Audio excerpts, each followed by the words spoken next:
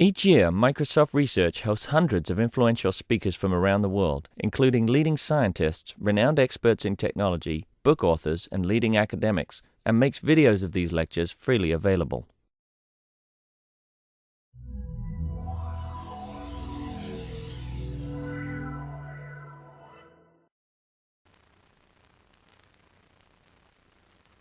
Okay.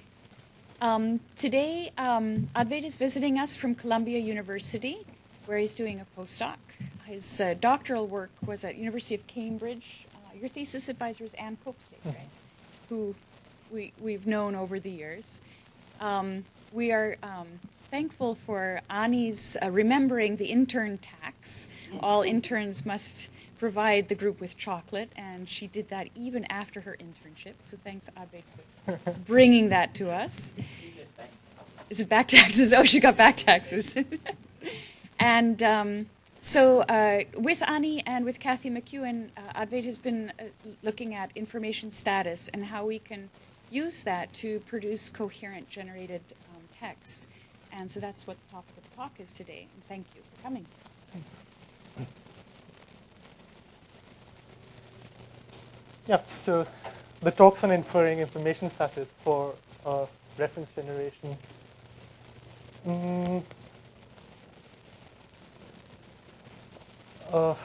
It's going to follow the fairly standard trajectory. I'm going to tell you what I'm doing and why I'm doing it, and then how I actually do it and whether it works.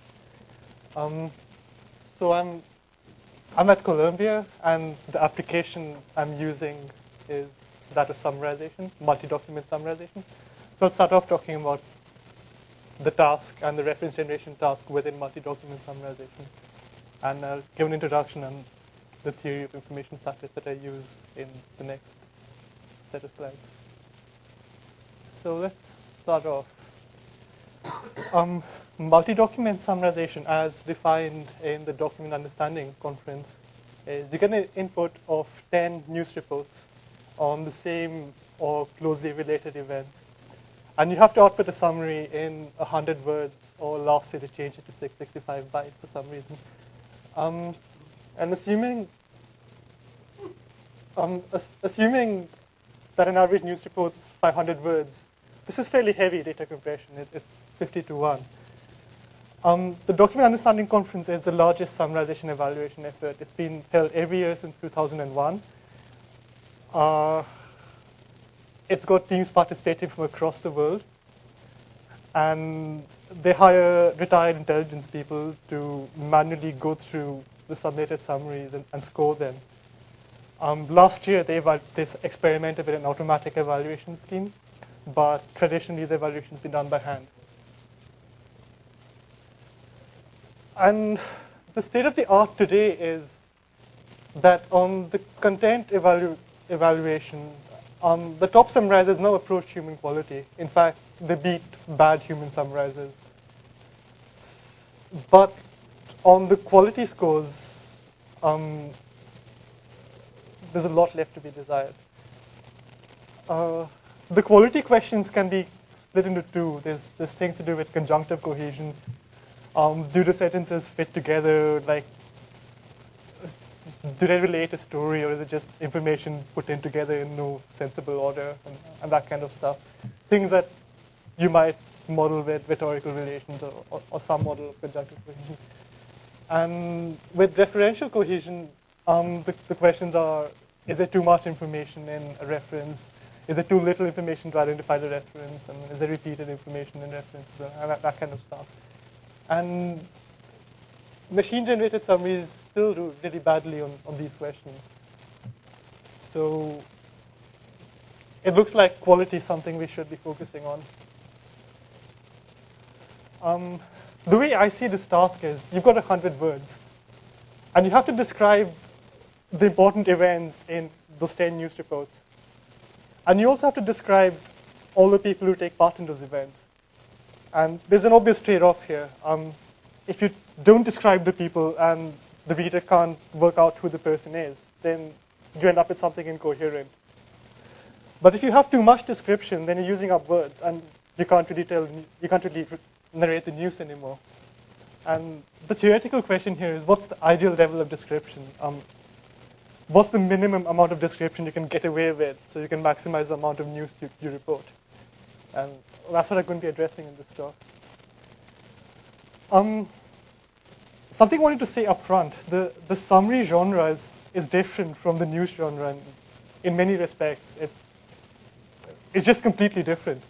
So in news reports, there's one apositive or relative clause every 3.9 sentences. And when you come to human summaries, that goes down to once every 8.9 sentences. So human summarizers make a conscious decision to get rid of these descriptive syntactic units. From 2001 to 2004, the average doc summary, machine summary, has one apositive relative clause every 3.6 sentences. So it's actually more frequent than the original news reports. So there's something not right here. And if you look at the average length of an initial reference, you get the same trend. The news reports have an average initial reference of 4.5 words. And that comes down to 3.6 in human summaries. So what do you mean by average? The number of words. So if you have US President George Bush, that's 4 words. And if you just have Bush, that's 1 word. And this metric makes no sense in machine summaries because most machine summarizers don't have a model of getting the references right. So you're looking at, you're comparing news breaking inquiry with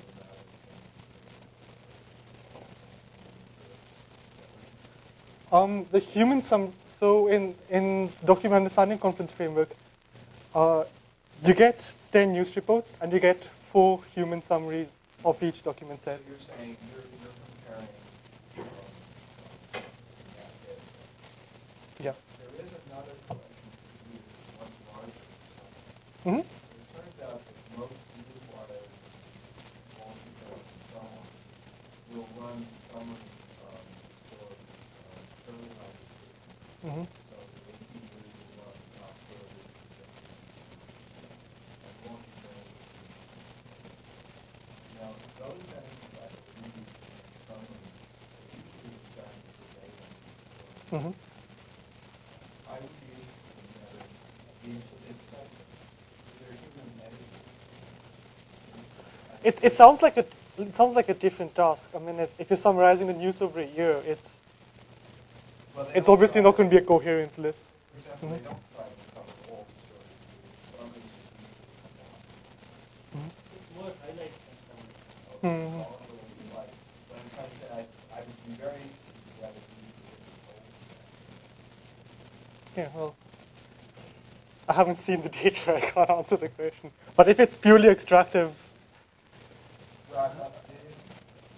even if it is purely extractive, you could deliberately extract sentences without them. So I mean, the answer could be anything. Yeah, but the point of this is, at least in the doc context, human summarizers make a specific effort to get rid of descriptive phrases. And machine summaries appear to not. But you still get machine summaries that look like this. Turkey's been trying to form a new government since a coalition government led by Yilmaz collapsed last week over allegations he rigged the sale of a bank. Ecevit refused even to consult with Kotan during his effort to form a government. Demirel consulted Turkey's party leaders immediately after Ecevit gave up. And it's a great summary. I mean, it gives you all the sequence of events in this, in like Turkish political soup. But it would help if you knew who these people were. I mean, who were the liberal left and who were the sort of Islamic right, and which one of these guys was the actual president. So, are you differentiating between statistic for extractive summaries and generated summaries? Just about all machine summarizers at doc are purely extractive. There's 2 or 3 that attempt to do some generation stuff, like the Microsoft one for stuff and the Columbia one for, yeah. But in general, they tend to be like purely extractive. And this is the big problem because you're picking sentences out from 10 different documents and stringing them together, and you can't expect the references to just sort themselves out. You actually need a theory on how to do this. Otherwise, things like this happen. This is not a bad summary of some of these. It's a, I can't yeah. evaluate in isolation whether it's good or bad because we're doing those four things. I mean, it tells you it tells you there's strange things happening in Turkish politics, but it doesn't tell you whether the Islamic left's winning or the liberal coalition's winning, or it doesn't tell you where these people stand and what it means to anyone. Here. So if you mean you want them to make sense to some idealized, non-specialized reader, right? So if I follow Turkish politics, I really know who all those people are. True. And they don't need any further. And if you follow them enough, you don't even need the summary. Exactly the style that news articles are written in English. If you don't know who the people are, you do. It's exactly how they refer to them. Sometimes they just use first name. Oh, come on. Hey, I spend a lot of time looking at Indian politics. Maybe it's not it better. Break it up.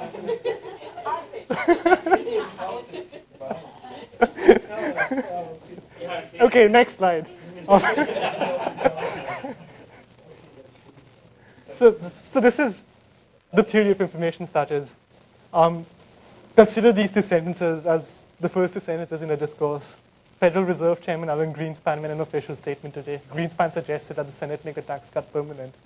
And there's three notions here. There's that discourse-new and discourse-old. In A, the reference to Alan Greenspan is the initial reference in the discourse. And these tend to be longer and more descriptive. And the subsequent references, like Greenspan, tend to be purely co-referential. And this is well studied. And there's also the notion of hero new and hero old.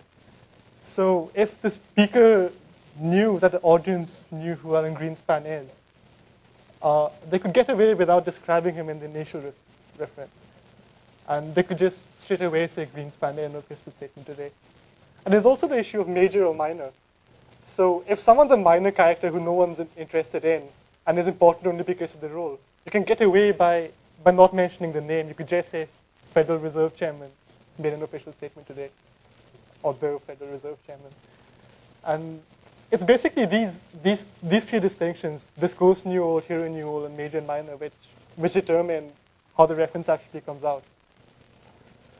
And well, as I mentioned before, in 100-word summaries, you don't want to waste space describing people that are hero old. And you don't want to waste space naming people who no one cares about. And yeah. And the question is, can information starters be learned? And if it can, you can follow like a simple algorithm to generate things. For a discourse-new reference, if someone's hero old, you can generate something short like President Bush or Michael Jackson. If someone's hero new, you can generate something fuller.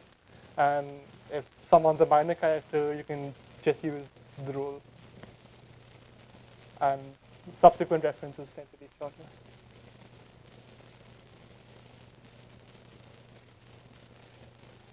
So that's it for the introduction. And if you want to acquire information starters, there's three things you need to do. You need to get your data. And sometimes I feel most imaginative things that happen in LP relate to finding the right data and finding a way of annotating it. And once you do that, you just run the same old machine learners over everything. So labeling the data is the important bit here, and then analyzing the news reports and extracting features, and then just feeding everything to a machine learner and seeing what comes out. That's the approach for the next two slides.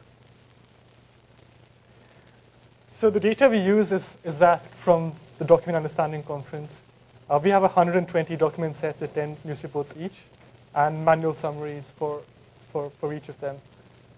And the way we do this is, in the manual summaries, if someone is if the initial reference to someone is just title and last name or only name, then we kind of make this back inference that the summarizer felt this person would be known to the reader, and this is a hero sort of old person.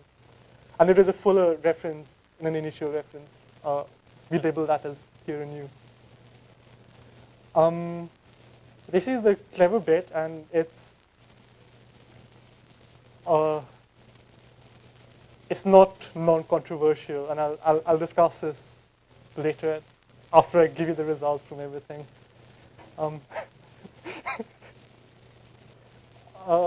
And for the major and minor character distinction, what we do is we say, if someone's mentioned in the human summary, that person's a major character. And if someone isn't mentioned in the human summary, it's a minor character. And so we just go through all the human summaries, and if someone's mentioned, we mark it up as major, and if someone's not mentioned, we mark it up as minor. And this way we get a fairly balanced set of examples for hero, old, and new. And for major and minor, we get large amounts of minor characters who don't get mentioned in any summary, and a small number of major characters. So the hero, new, and old come only from the major characters, if that made sense. And for a syntactic analysis, we use BBN's identifier to do named entity recognition. And for the coreference, there's a lot of syntactic code that came out of my thesis. And what we start off with is something that looks like this. For every news report, we collect a coreference chain for a person. And this includes initial references, IR, whoops, wrong button, coreferences by noun, coreferences by pronoun, apposition, relative clauses, copula. That's where we get this big chain. And the idea here is that all these 6 categories have something to do with information status. The number of references indicates whether someone's major or minor, perhaps. The use of a pronoun implies that someone was the focus of the discourse at a particular point. That might be useful. Things like apposition and relative clause show that the original news reports describe someone, and the number of times this happens might indicate how likely it is that that person is known to the audience. And there's a copula construct just because it was there in the analysis. We also do a lexical analysis, and we form unigram and bigram models of pre-modifiers to named entities. And we use 2 months' worth of news articles from our Newsblaster weblogs. And we just form the list of the 20 most frequent pre-modifying unigrams and bigrams. And what you're trying to get out of this is, if someone's pre-modified by president and someone else is pre-modified by judge, maybe presidents are more likely to be known to the user than the judges. And same things with organizations, like Americans are more likely to be known than Turks. And this is a slide you don't want to see. It's just permutations of all the features I mentioned, the counts of all the features, and in normalized and unnormalized form. I'll spare you this one. That's okay. And we use the Weka machine learning toolkit and tenfold cross-validation. For major and minor, the tree-based learner J48 gave us the best results. The accuracy is 0.96 and completely meaningless, as is the majority class prediction.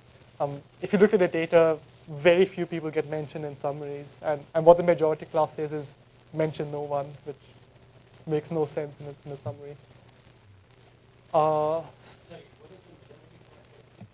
That no one is a major character, that everyone is a minor character. So if you're using this in a generation task, it would say no one should be named in the summary.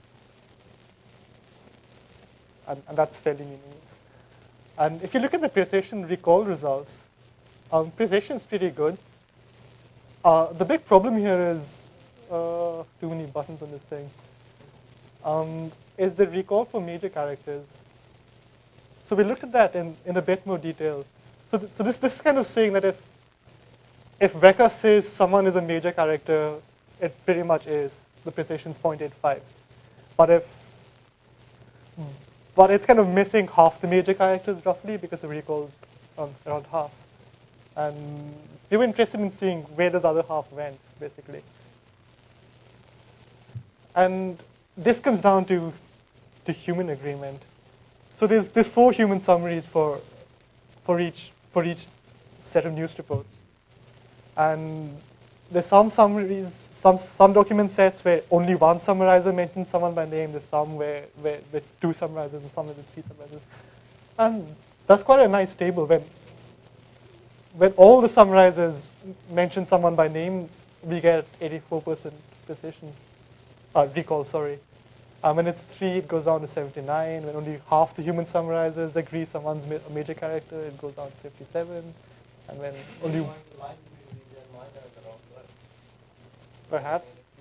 I think the only ones that are mentioned by 3 or 4 or 2 are... Yeah. Yeah. Yeah, perhaps. Mm-hmm. Yeah, looking at this, it would be like around 80. Yeah. But the point of this slide is there's a fair amount of variation in human summaries, and anything you're learning is not the absolute truth. It's one version of the truth that these 4 particular summarizers came up with. And with hero old and new, we get an accuracy of 0.76. The SVMs gave the best result.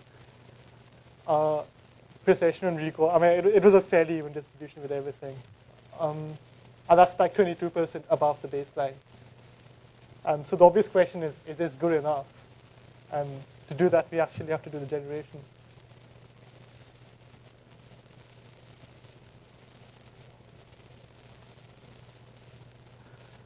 So there's 2 aspects to deciding an initial reference syntactically. You need to decide what pre-modifiers to use, and you need to decide what post-modifiers to use.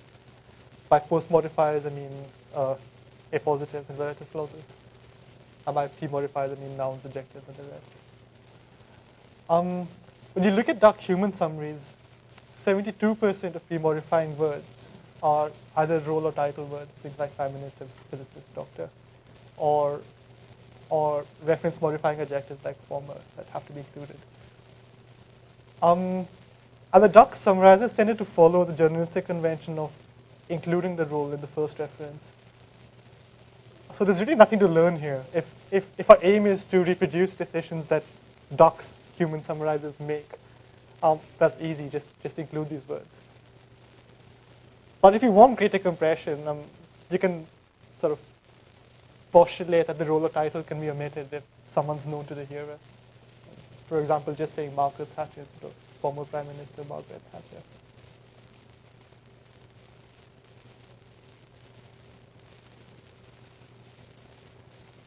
So that leaves 28%. And 23% of those were words describing affiliation, countries, states, organizations, that kind of thing. And only 5% of the words were sort of unclassifiable with these 3 simple things like moderate, celebrity, loyal. So the only decision we really have to make is on when to include the affiliation. And that's quite an interesting task, actually. So should you say White House Press Secretary James Brady or just Press Secretary James Brady? Soviet President Gorbachev, President Gorbachev? And just thinking about the problem, we came up with this decision procedure. The affiliation of a person can be omitted if the first mention reference, if the person is classified as hero old, or if that person's affiliation is already in the discourse and is the most salient affiliation at that point. And this seemed intuitive. Oops. So to make the experiment completely non-trivial, we only considered people for whom there was an affiliation mentioned in the input. So there was something to decide to include or not. And this gave us 272 references to 182 people, like in all the summaries. And we split the data into training and test sets in the ratio 1:1. And yeah. just run that algorithm. I have a question about the length thing. So you said it was 100 words for 665 bytes. Uh-huh. So in more simple way, the functions like Some human summarizers do, some don't. And you're right. I mean, there's this. Oh yeah. On things like saying. Oh yeah. Exactly. Yeah. I mean, some human summarizers use pres instead of president. The thing is, they changed this to 665 bytes just last year, and no one really knew what was going on. So if they keep this, I'm sure you'll end up with. Some of these abbreviations are fairly standard used Yeah. regularly. Use reporting rate, Yeah, The that's true. difference between the evaluation of your machine learning somebody who's something by a human, that's one thing. But if Yeah. the automatically compared with what Yeah, if you're evaluating by word overlap, then.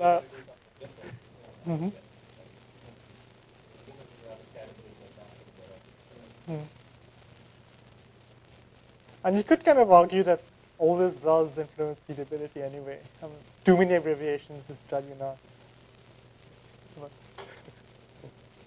What drive me nuts?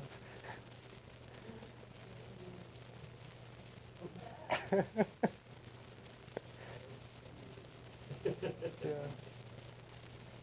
So, does this work? So for the hero, new, and old status, we use the testing predictions of Vector. And for salience, we use salience list. This is the sort of the easiest way to do this. You just look at each sentence from left to right and add things from left to right. And then you take sentences backwards. And this kind of works because in English there's a correlation between its position in the sentence and grammatical role. So subjects tend to be before objects, before indirect objects, blah, blah, blah, blah, blah. And what this says is if relations mentioned in more recent sentences are more salient than in less recent sentences. And within one sentence, things mentioned first are more salient than things mentioned later. So that's our algorithm. And it worked pretty well. So it modeled variations in the initial references used by different human summarizers for the same document set. Things like Brazilian President Fernando Henrique Cardoso was re-elected. Vecca said here and you, and Brazil was not in context, and so the algorithm says use Brazil. And the second case, Brazil's economic woes dominated the political scene as President Cardoso, and again here and you, and Brazil is already in context and the most salient, you can leave it out. It also managed to model variations across document sets for the same person. So this happens quite a bit. The information status of a person varies across document sets, depending on when it was. So the first set was when Saddam Hussein invaded Kuwait. And that was when no one really knew who he was. And he got marked as hero and new. And the thing when it appeared that Iraq's president Saddam Hussein was, and it said hero and new, so you say Iraq, and that works fine. But after the Gulf War started, everyone knew who he was, and he got labeled as hero old. And then you could get away without saying Iraq, and in this case, without saying president. Saddam Hussein is one of those special people for whom it's okay not to use the role. In fact, it's almost incorrect to use the role. I mean, even saying Hussein is offering him too much respect. He's usually just Saddam. And this tool works 71% of the time. And that's actually pretty good when you think about how much goes into a human decision into this.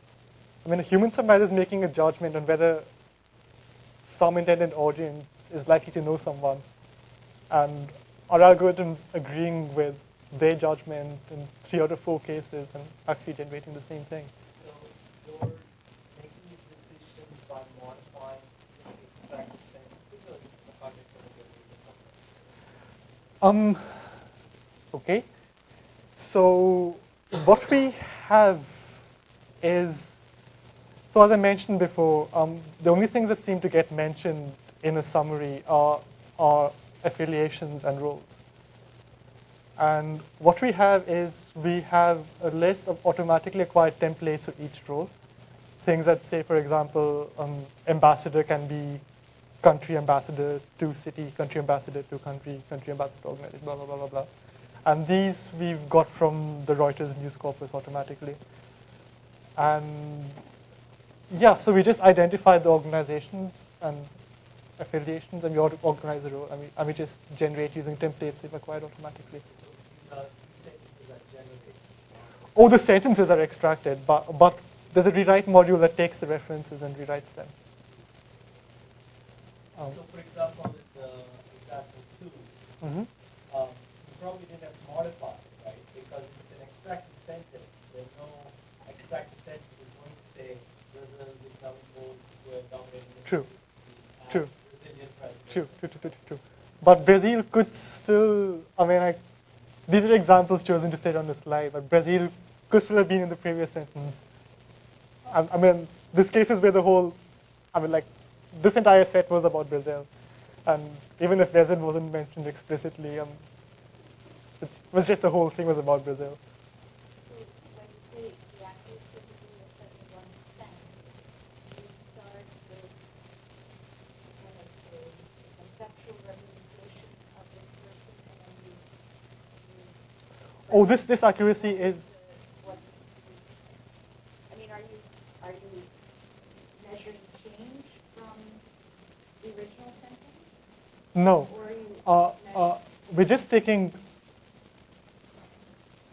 we're looking at every instance of this person in a human summary, and we're looking at the context, and we're trying to reproduce the decisions the human summarizer made.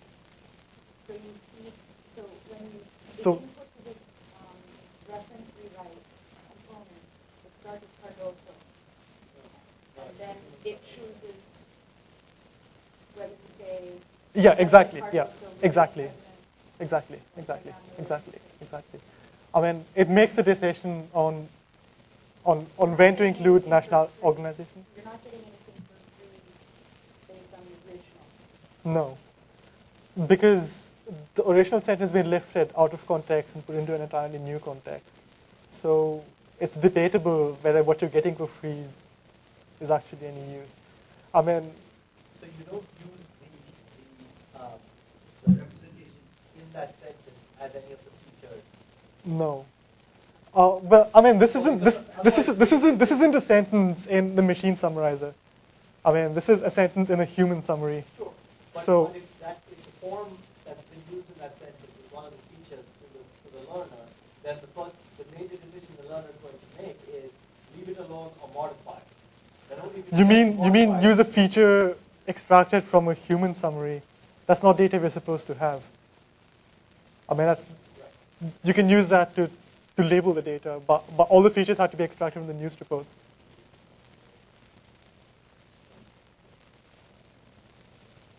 So we did it. Just one. So the Brazilian, what was the variant you account for? Oh yeah, that one's easy. There's the CIA database has a list of countries and adjectival ways of referring to them. But you don't take. And our generator takes that into account. It's so if it's the object of a preposition, it uses a noun form, and if it's the first thing in the frame and not an object of a preposition, it uses the adjectival form.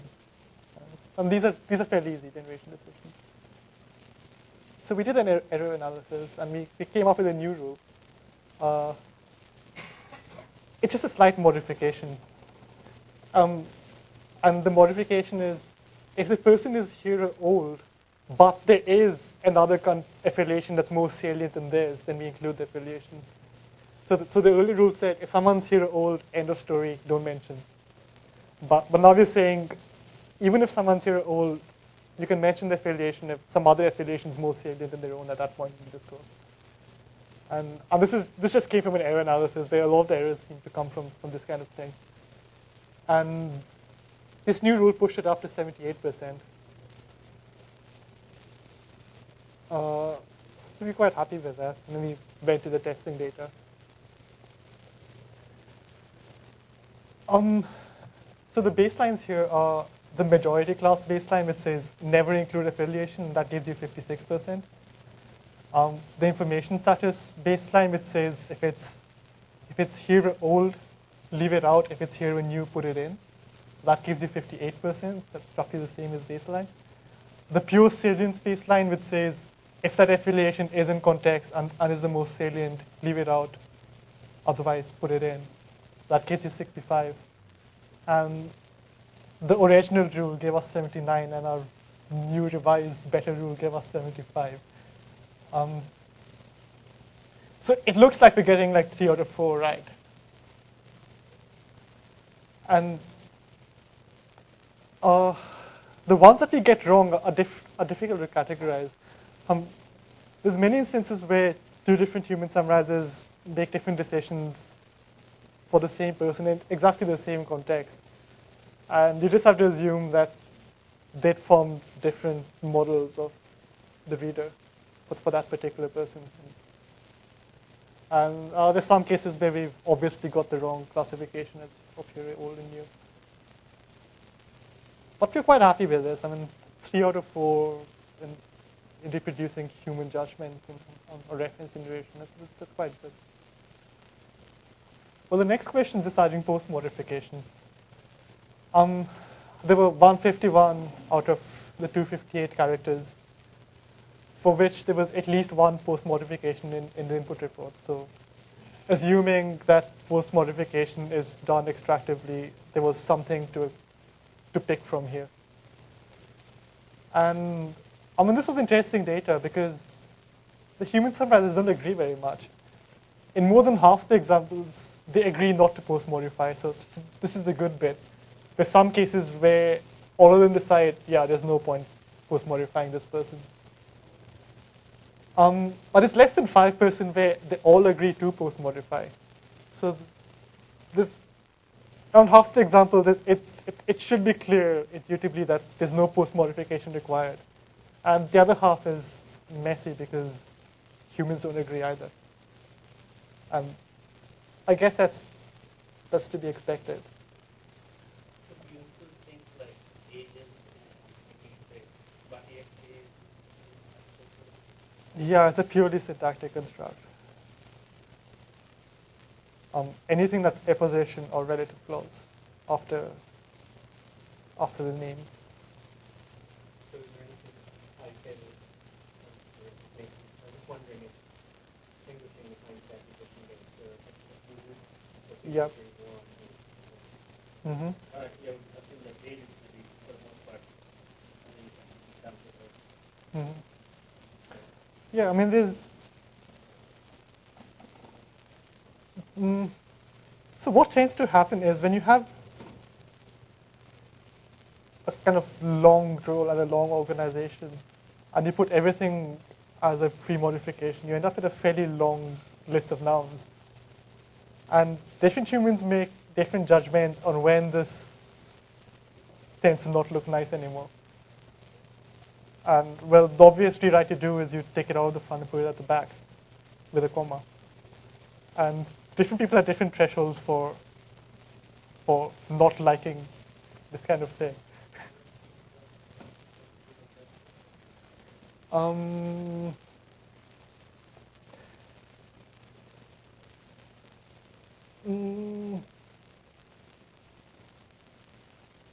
United Nations Security General Special Envoy to Baghdad, Prakash Shah,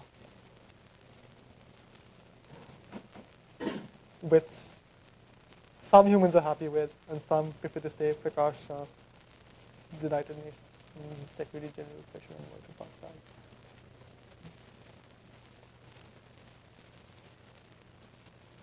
Again, the thing is, in the original news reports, people are quite happy using apposition, but in the summaries, you can see there's a trend towards taking post-modification and rewriting it as pre-modification. I mean, all the human summarizers seem to do this. but they just differ on when it looks good at the end. The original data that we have is input that we use drawn from multiple sources. Multiple sources. The style varies across. So in the earlier years, they had really annoying stuff in the Wall Street Journal. I mean, things with long sequences of nouns separated by commas and documents with semicolons instead of full stops, like 500-word documents with no full stop. I mean, like things just designed to mess up your summarizer.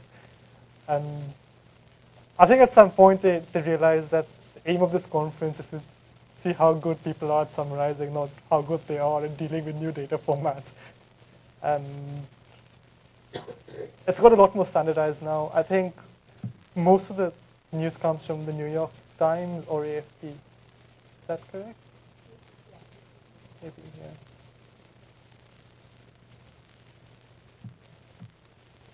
Mm-hmm.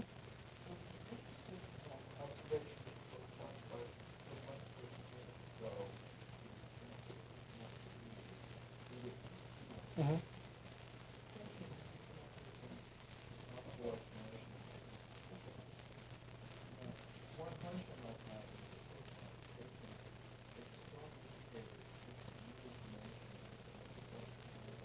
Mm-hmm.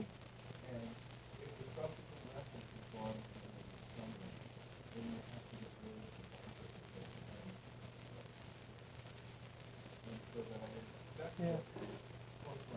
Mm-hmm.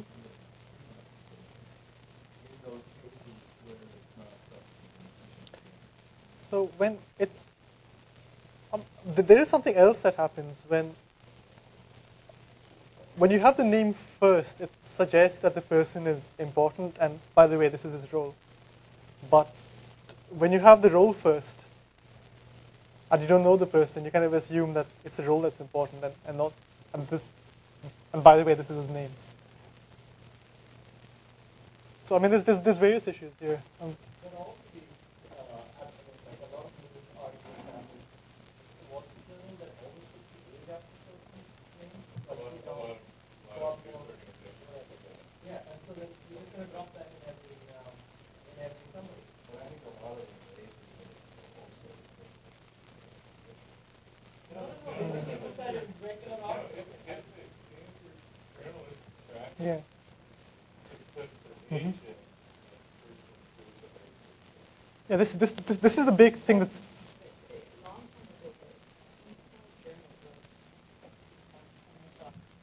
And it's highlighted maybe 5, 6, gave the exact age of all the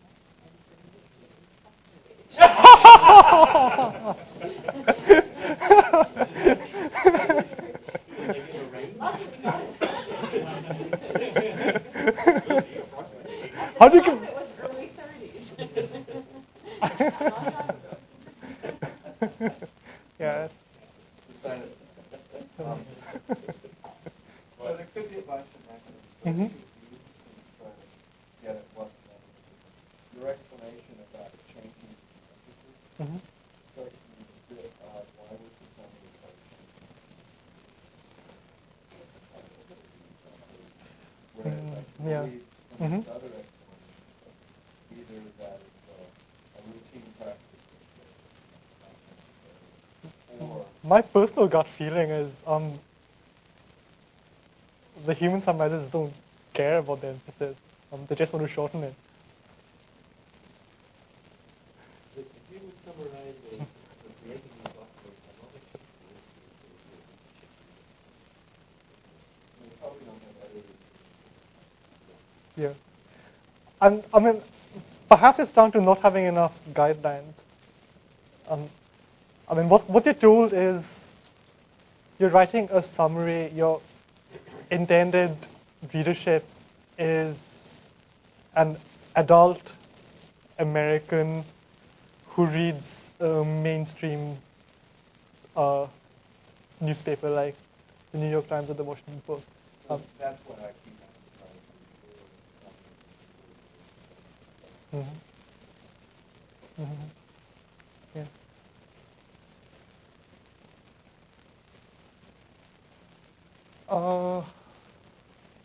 So where was I? Yeah, humans don't agree. Still.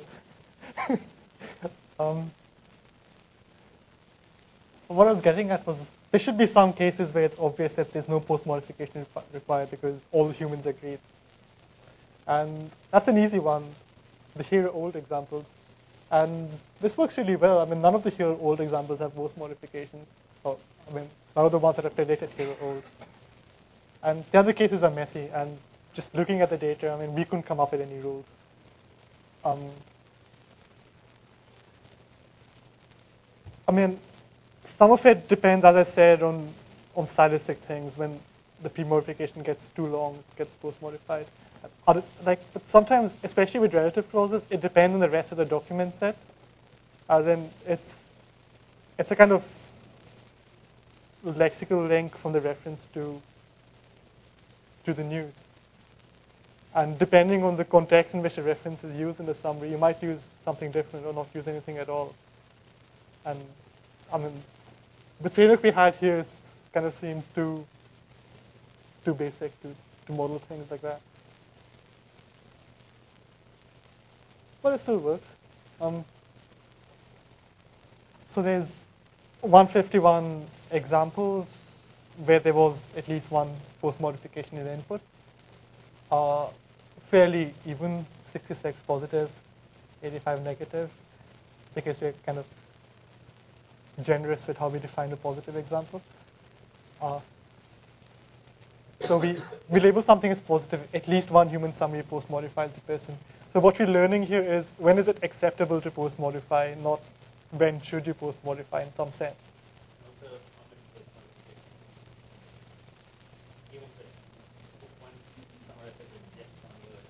Mm-hmm. Yeah, that's something I haven't done with either.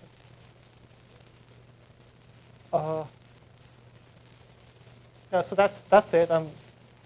J48 gives us 72%, which is much better than the baseline. But most of this comes from just saying, well, here are old people, don't post-modify. And from all those sort of like 18 features that we gave it, well, 19 including the information status, the only ones that used to make this prediction were the hero new old status and the lexical features on the pre-modifiers. So from this, it looks like particular roles always end up pre-modified, but like maybe less common roles, like physicists at somewhere, might work out better as a post-modification. And the third feature it used was the average number of post-modified initial references in the input. So if someone's post-modified constantly in the input, then the human summarizers tend to post-modify. That's what it looks like. It's a tree-based machine learner. It's nice because it gives you rules you can look at. Yeah. So just to summarize, referential coherence cohesion is still an issue in machine summaries. And the nature of a reference depends on the information status of the entity. And we've tried to show that you can learn this from the distribution of references in the input. The experiment uses automatically labeled data, which means that this year when you get more data, we can just plug it in and maybe things get better. And we've shown that when you combine information status with discourse salience, you can approximate what human summarizers do, like in 3 out of 4 cases. So coming back to the automatic labeling, there's 2 questions. I mean, there's probably a lot more that you'll come up with, but there's 2 questions I asked. Is it meaningful to generalize here old, new across readers? I mean, seeing this depends on the reader. And a Turk would know all those people, and I don't. And the second question is, even if you can form a generic reader, does what we identify as old, new correlate with what the generic reader actually feels is old or new?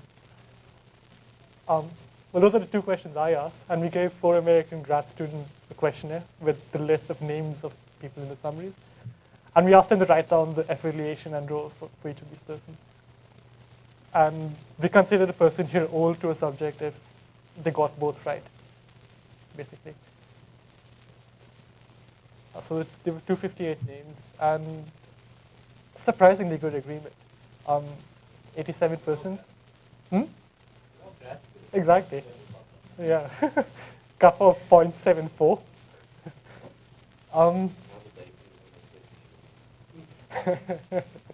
Well. So you're right. I mean, well, these 4 fit the model of what the summarizers were told to summarize for, as in they all claim to read a mainstream American newspaper. They all claim to be adults.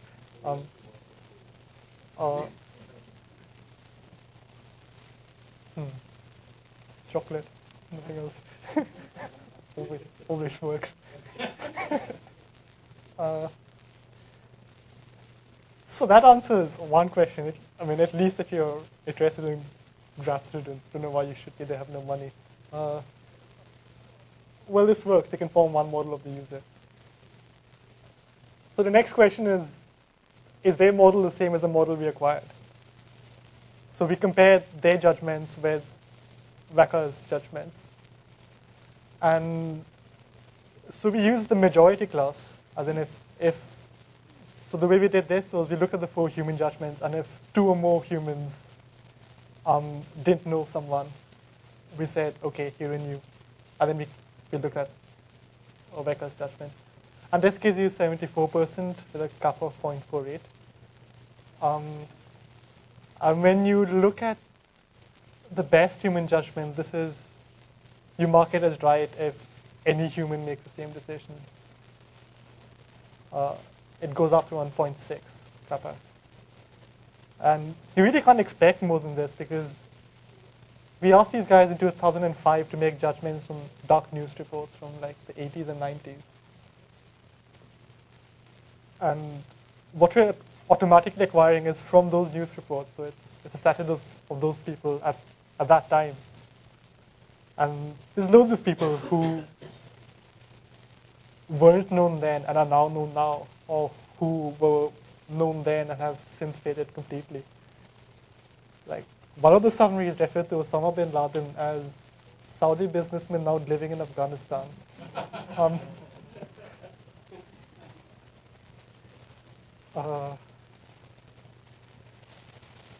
So I think the agreement's pretty good, actually. I mean, I don't know how to better judge this without either getting Doc to use relevant news reports or so that's it for the talk, really. The main bit of future work comes back to how we acquire the status. And what we did is we acquired it from the source text. And the model that's acquired is of the intended reader of the original text. And this works when you're evaluating against doc summaries. But if you're logging someone's behavior online, you kind of know what they've been reading about and who they're likely to know. And you could customize this to an individual reader. And that looks a promising line of approach. Something like My News Blaster. We also thought about maybe getting people to answer a short questionnaire saying, yes, they're interested in American sport or Turkish politics. And just have 5 or 6 broad categories of geographical regions and domains. And see if we could use that. And yeah, that's really going next. Thank you.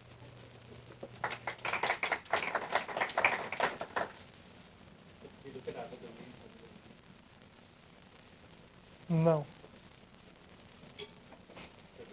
So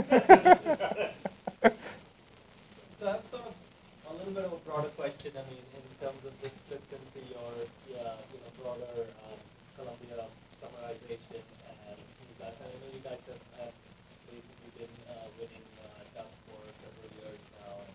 Actually, we haven't. But Well, or at least for well, sort of the problem that people like me, I mean, I don't work in summarization, is that like when I look at a field like summarization, just like when I look at a field like question and answering after sort of the guys in the text is the solver, if you look at a flow chart of their summarized in their case the question answering system, in your case summarize it's starting to look more and more like this giant engineering effort with like hundreds of small black boxes that apply varying degrees of black magic to produce a really good summary at the end, but you don't know what to draw from it except like if you want a good summary you should feed it to this system. Well, the same thing with there's hundreds of gazettes of different kinds that go into this module. so what's the question? Well, the question is like, so there's two questions. One is this whole thing has been built to summarize news stuff. Right? So is it going to work at all on any other kind of thing? That's one question. It's a good question. Is, are there general principles that the rest of us can learn from this other than, you guys have built a really good summarization system? Yeah, those are good questions.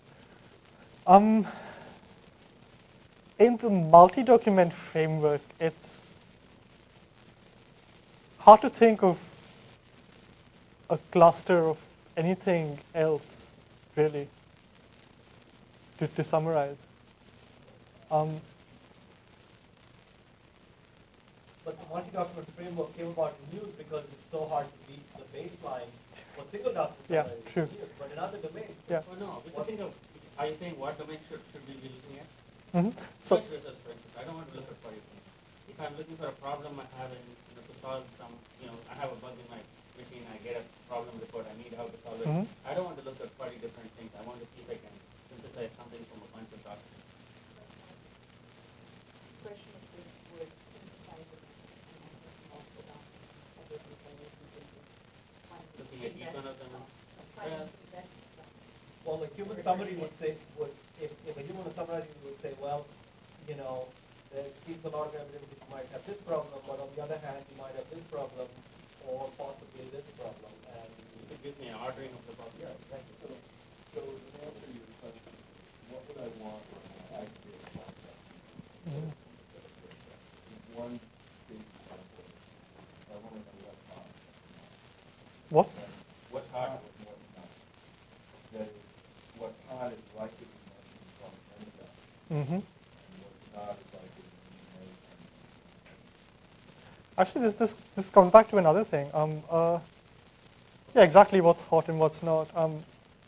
If you're making a decision on buying something, any of these online stores have feedback by consumers, and that's the kind of thing where a summary would be useful. So let me try to relate to what time is not, given old, new information. You described the way that you explained the way in which I could imagine that another feature might be the phone company, and then that summary of one becomes great. Given that old document, the way that's going, but if you look across documents, it's fine. So I could imagine two types of features given the whole. One is works within documents. I could easily cross documents. True. So in the news blaster context, for example, if we kept track of who's in the news and who's not, that would be an indication, I'm sure.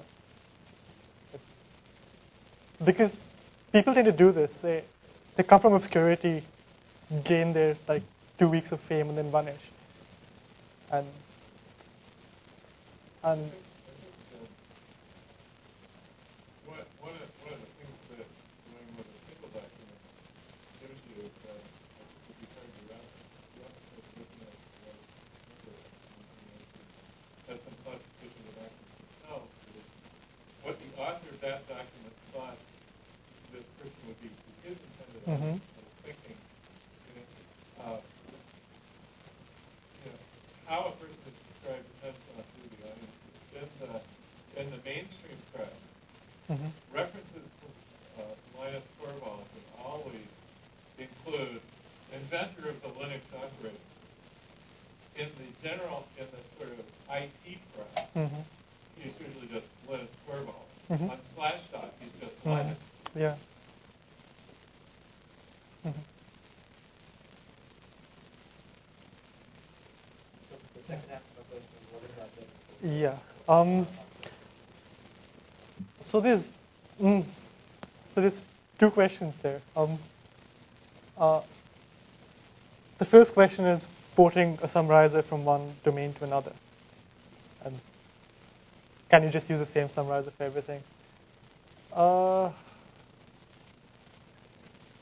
If you look at the people working in different summarization genre, the answers, probably the basics still apply, as in identifying important information, use the same techniques for doing that.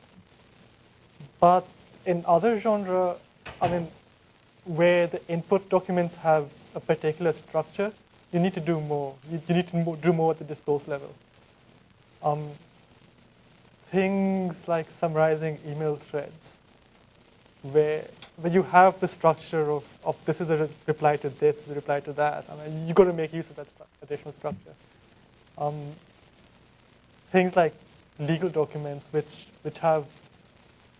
I guess are like journal papers. They have a fairly built-in format, and you know which bit of the document is going to contain what kind of information. You have to use that.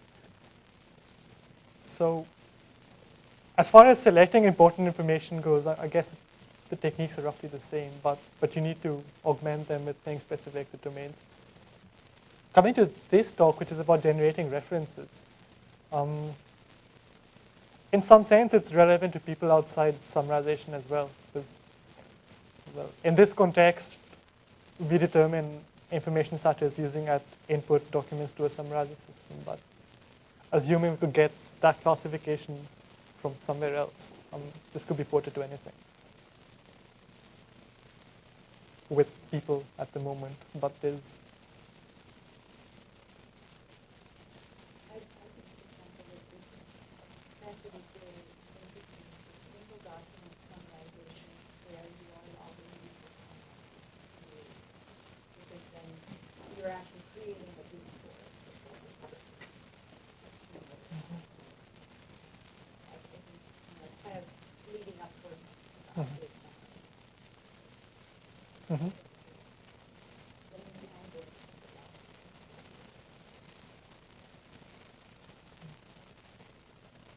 The other question is very fantastic. The 100 words that I could I don't know. 100 words is arbitrary to start off with, and 665 Do you sounds. want to understand what the story is about, or do you want to push it into some form? I can always.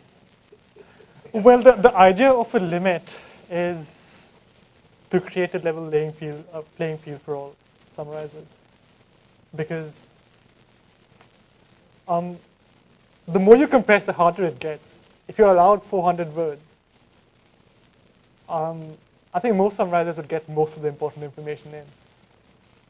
It's just when you compress further and further, it gets harder. So.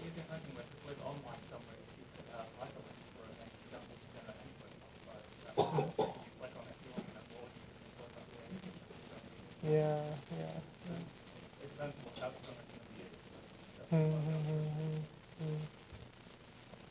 I'm not sure I'd want a summary where I had to click on a person to get a pre-modifier. But Well, you see, for example, you look at Wikipedia, you see that all the time. Mhm. And certainly there's a reference to somebody in the middle of a minor character, for example. Mhm. Mhm. You click on that person to find out more about that person. Actually, some Microsoft documents do something that used to irritate me earlier, but I didn't use to now. It's like when you have terms that they don't define, it's in some green color for the link or something, you click on it and it inline opens it out and you don't have to automatically updated. So like it doesn't go back. But if the whole information document just pops up as a block. Not as a bug, it's actually something in line.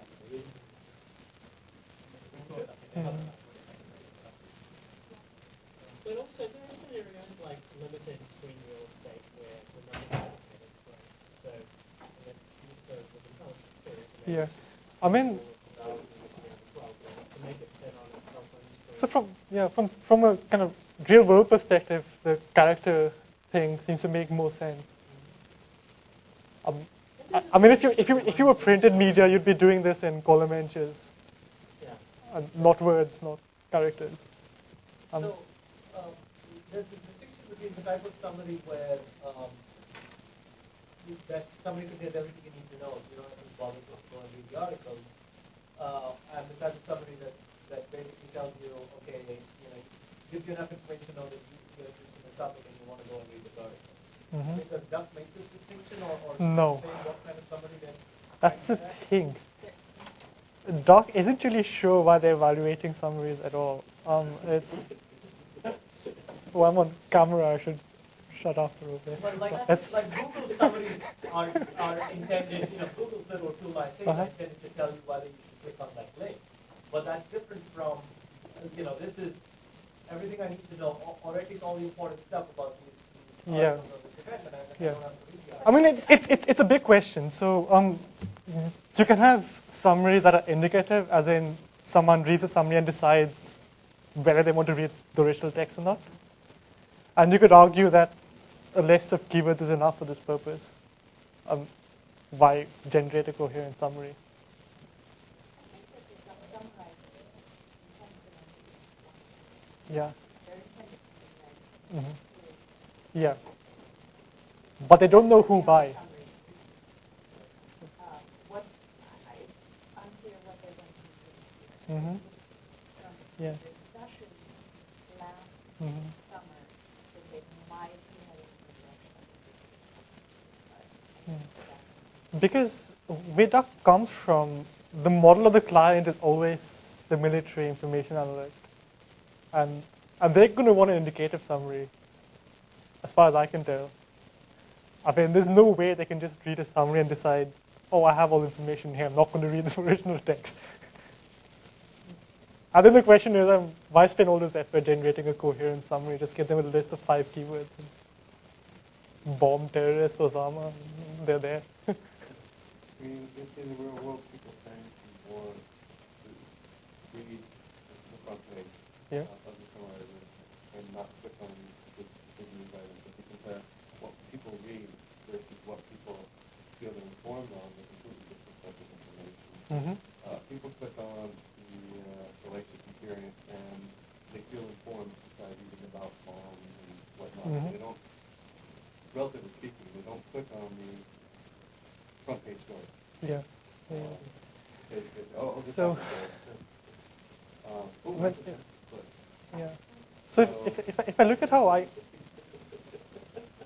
I mean, it's pretty easy to verify that. So I guess if any of us are browsing the news on the web, we first scan the headlines. And if the headline doesn't interest us, that story is doomed. But if it does, we read the first sentence beneath it.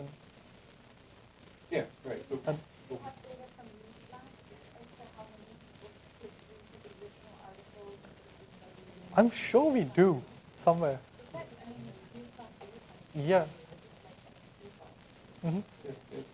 it's affected by how you present the information. I mean, there was. display the types of summary and see if it's effective. Then you have to ask the Yeah. questions you want to try to assess the behavior and serving the But need. at least you know how it's going to affect it, and then you decide Is whether that you good want or it or bad? not. Yeah.